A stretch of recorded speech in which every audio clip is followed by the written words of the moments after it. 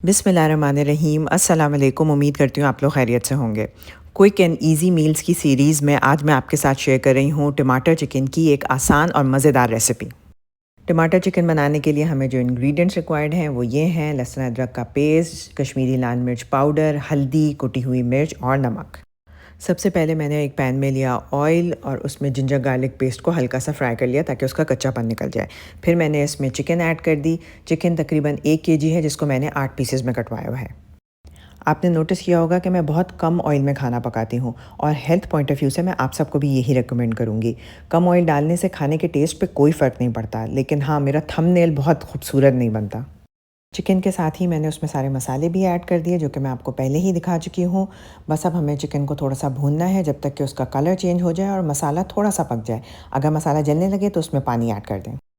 इसके बाद मैंने लिए 1 से सवा केजी तक टमाटर, उन्हें मैंने पतले पतले स्लाइसेस में काटा और चिकन में ऐड कर दिया। मुझे क्योंकि अट्रैक्टिव सा थंबनेल बनाना होता है, इसलिए मैंने टमाटरों को डालने से पहले उनका छिलका उतार दिया। आप चाहें तो छिलके समेत भी टमाटर इस्तेमाल कर सकते हैं।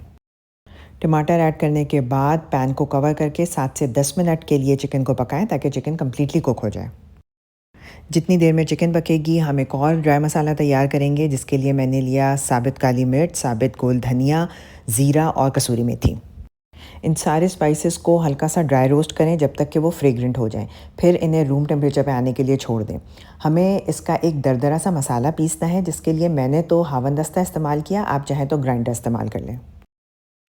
अगर आज आप पहली बार मेरी कोई वीडियो देख रहे हैं तो मेरे चैनल को सब्सक्राइब कर लें, इस वीडियो को थम्स अप देके लाइक कर लें और इसे अपने फ्रेंड्स और फैमिली के साथ शेयर कर लें। जितनी देर में हमने ड्राई मसाला तैयार किया उतनी देर में चिकन भी कम्प्लीटली कुक हो चुकी है। अब हम इसको हाई फ्लेम पे 5 से 7 मिनट के लिए कुक करेंगे ताकि इसका मॉइस्चर रिड्यूस हो जाए और अच्छी सी ग्रेवी तैयार हो जाए।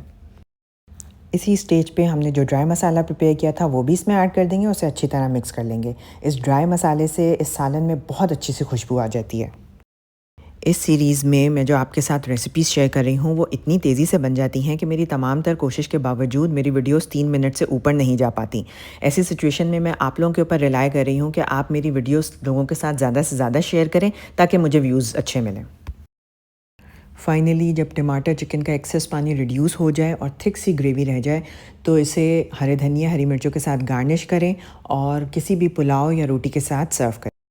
अपना बहुत ज़्यादा ख्याल रखें, मुझे अपनी दुआओं में याद रखें। मिलते हैं किसी और क्विक एंड ईजी रेसिपी के साथ। जब तक के लिए अल्लाह हाफ़िज़।